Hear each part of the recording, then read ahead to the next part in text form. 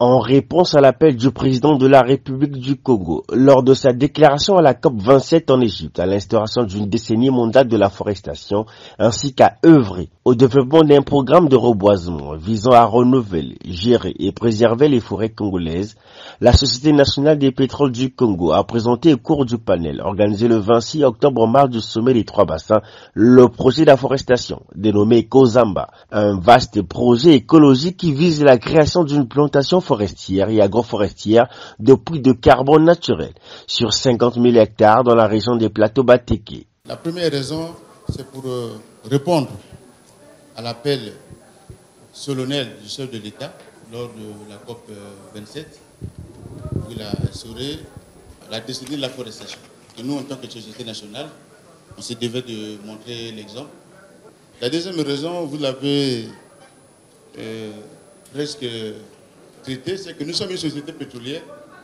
Aujourd'hui, les enjeux sur la protection de l'environnement, que nous sommes en première ligne, visés en raison de l'impact des activités, de nos activités sur l'environnement.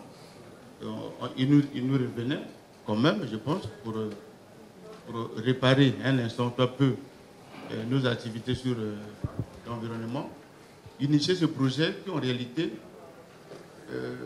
vient compenser les émissions de nos activités sur l'environnement. Prévu sur une période de 10 ans, le projet Kozamba aura des impacts positifs significatifs pour réduire les émissions de gaz à effet de serre et la neutralité carbone à l'horizon 2050, l'expansion de l'économie locale, le développement des secteurs agricoles et finalement une nouvelle industrie forestière riche en main-d'œuvre. C'est un massif sur 50 000 hectares, mais qui sera puits de carbone.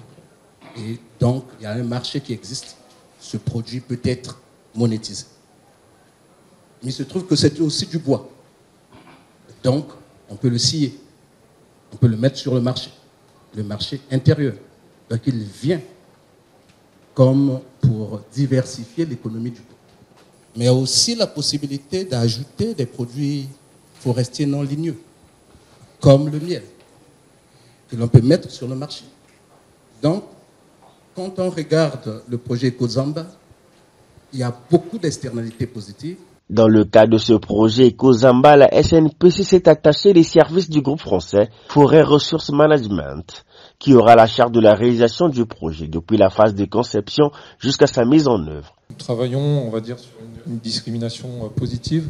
On favorise évidemment les emplois locaux, les travailleurs locaux, donc des villages environnants. On essaie de faciliter aussi les emplois pour les femmes et les populations fragilisées, et notamment les populations autochtones.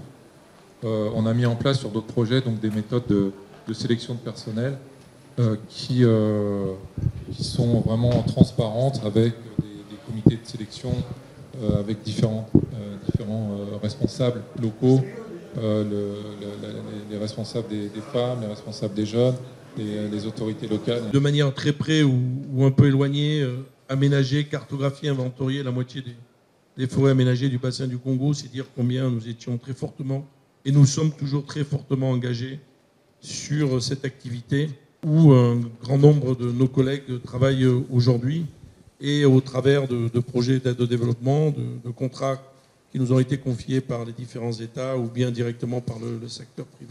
Fière de participer à cet effort national, la SNPC témoigne de sa détermination à conjuguer ses activités pétrolières avec la préservation de l'environnement. La phase pilote du projet devrait démarrer d'ici à la fin de l'année 2023 avec la plantation de 1000 hectares de forêt composée essentiellement d'acacias et de calpitus, mais également d'arbres fruitiers de diverses essences.